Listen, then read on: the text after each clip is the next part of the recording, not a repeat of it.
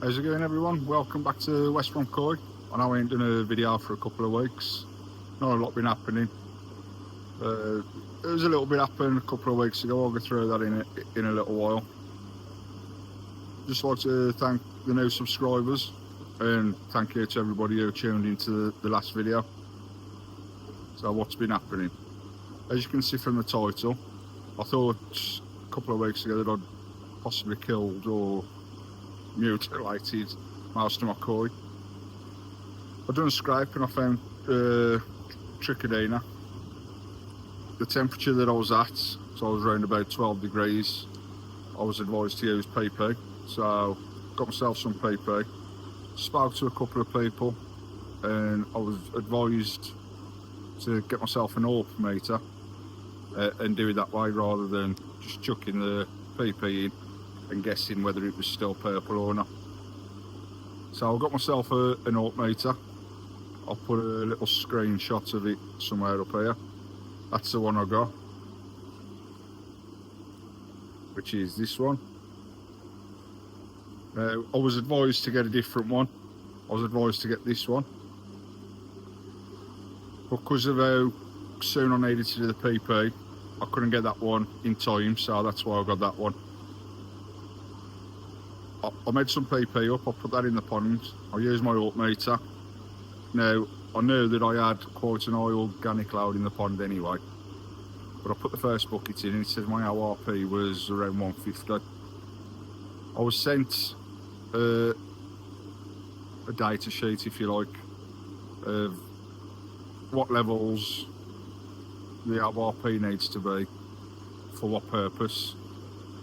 So there's a level to clear the organics, there's a level to clear all known parasites. There's also a level that tells you, I think it's 700.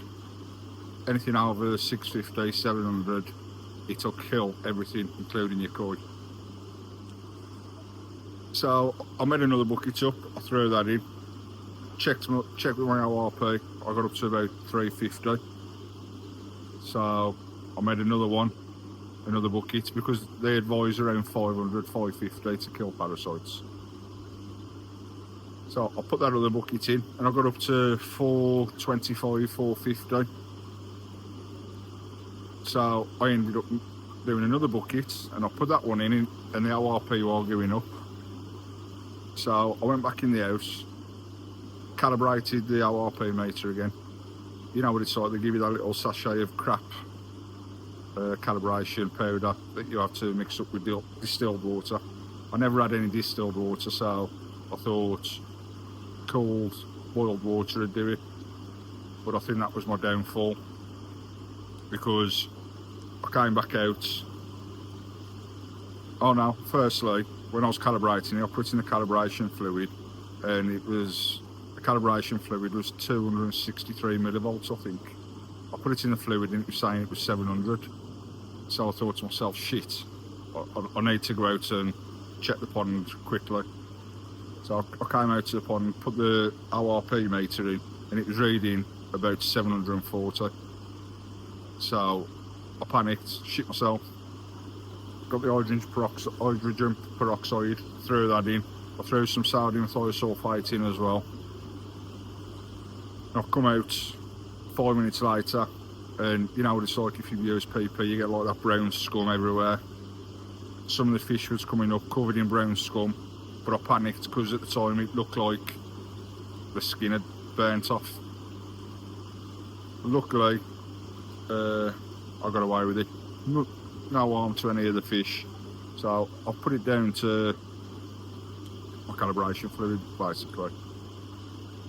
So I spoke to Scrag. Scrag told me the calibration fluid that he was advised to use, which is this one. I'll put the picture up here. Now I ordered this from a company on the internet called H2O Aquatics. I paid $5.95 for recorded delivery, which is 48 hours. It turned up 6 or 7 working days later. I was having to chase them via email. Now, as you've seen from that picture that I put on, that's what I was expecting to come through the post. Instead, that sent me this, which it don't even say whether it's from the same company or not. So make of that what you will. But I've used it, recalibrated the ORP meter, and that seems fine now. Next time I come to use it, I'll recalibrate it again, and if there's any issue with it, I'll probably have to look into getting that original one, which was an extra 30 quid, but if you try it, I don't mind paying the extra 30 quid. So if you're going to use H2O aquatics for anything, just be aware of postage times. It ain't quite what they say on their websites. So that was the near disaster. Won't have clickbait in the title. I really did think I'd killed the fish. But there's been a couple of other things happen, a couple of things that I've changed, and I'll flick you around and I'll show you. So if you followed me from the start, you'll know that when I had my Easy Pod on the old original pond, and also when I had the Nexus on this pond, I had the EA 70. But as you saw on my last video, I changed my 210 for a 310. There it is. Now I'm just going to give you a quick demonstration. I'm going to put you down for 1 second. Sorry about the camera work, guys.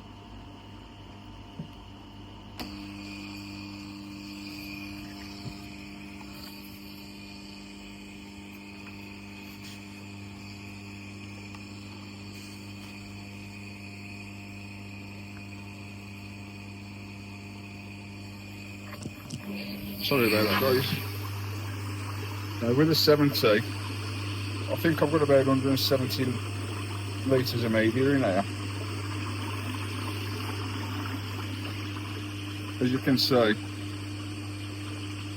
it just swelled up to the job. Now I have got plans to add even more media in here, just in readiness for next year, assuming it's a little bit skin with flavour. So yeah, right up to the job. So what I ended up doing, 1 second, sorry about that, guys. So what I ended up doing was getting a Charles Austin, I think it's a 120, yeah, DT 120. I got my 120, and as you can see, that turned right over, really nice, all the way around. So the reason I got the Charles Austin, the Evolution Aqua 130 or 150, you look at 230 to 300 quid, depending on which one you have. That one cost me, that Charles Austin cost me 140 quid, I think. Bit of a beast of an air pump, but it does the job.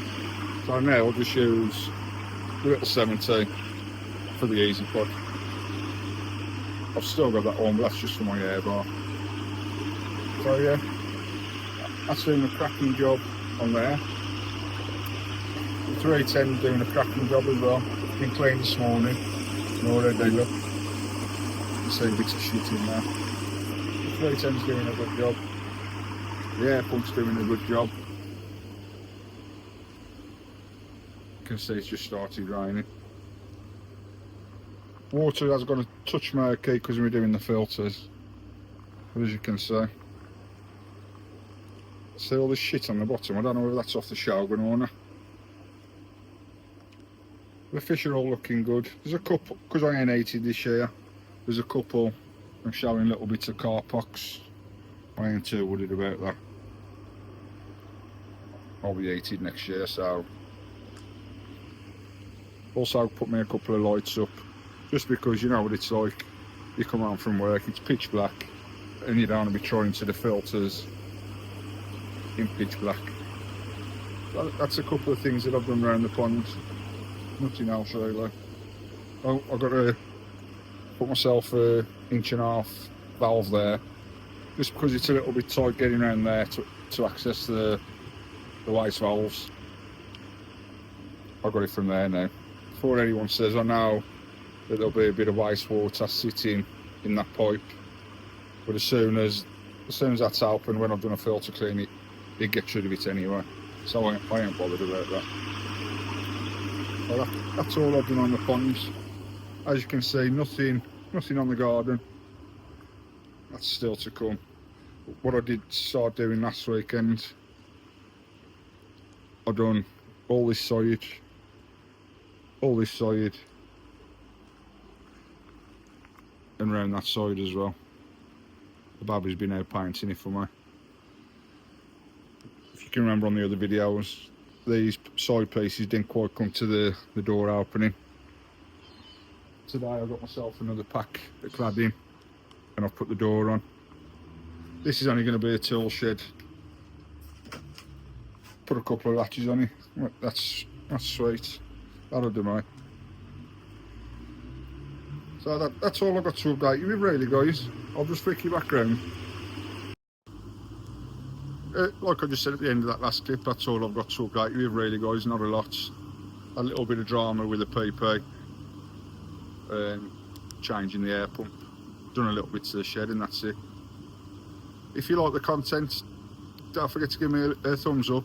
I appreciate all the comments as well. As you've probably noticed from previous videos, if anyone leaves me a comment, I always reply. It don't take me 2 minutes. So from the past videos, thanks for taking the time to watch, giving me a like and leaving me a comment. It's all appreciated. It helps the algorithm. So thanks for watching again. I'm going to go in now because it's starting to piss down rain and I'm going soaking wet. So if you made it this far, thank you. I'll see you on the next one, guys. Cheers.